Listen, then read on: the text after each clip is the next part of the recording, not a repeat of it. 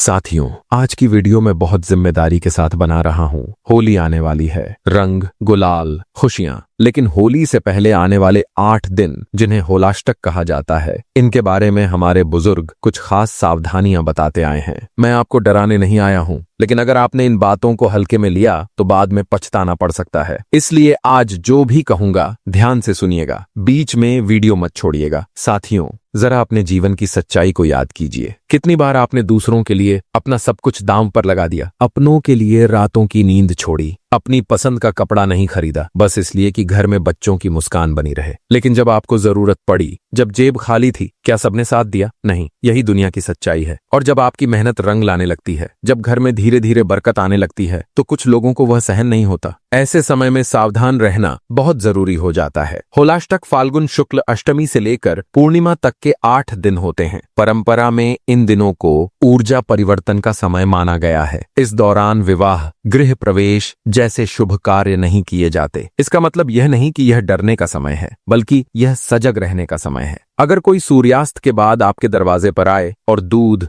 दही, चावल, चीनी या नमक मांगे, तो बहुत सोच समझ कर दें। हमारी परंपरा में सफेद चीजें चंद्र और शुक्र से जुड़ी मानी जाती हैं, जो शांति और समृद्धि के कारक हैं। शाम का समय ऊर्जा बदलाव का समय माना जाता है। इस समय घर की मूल वस्तुएं बाहर न जाएं। यही बुजुर्गों की सीख रही है। झाड़ू को माता लक्ष्मी का प्रतीक माना गया है। होलाष्टक के दौरान पुरानी झाड़ू घर से निकालना शुभ नहीं माना जाता। अगर बदलनी है तो होली के बाद बदलें। अपने पहने हुए कपड़े, खासकर बच्चों के या महिलाओं की सुहाग की चीजें, इन दिनों दान न करें। दान करना पुण्य है, लेकिन समय का ध्यान रखना भी उतना ही जरूरी है। कैंची, चाकू, सुई, कील या लोहे का औजार इन दिनों उधार देने से बचें। ज्योतिष में लोहे का संबंध शनि से माना जाता है। शनि कर्म और परिणाम का प्रतीक है। रात के समय किसी को जलाई हुई माचिस या आग न दें। रसोई घर की ऊर्जा का केंद्र मानी जाती है। यह सिर्फ आग नहीं, घर की जीवन शक्ति है। अपने इस्तेमाल किए हुए जूते चप्पल किसी को न दें। यह स्वच्छता और ऊर्जा दोनों दृष्टि से ठीक नहीं माना गया।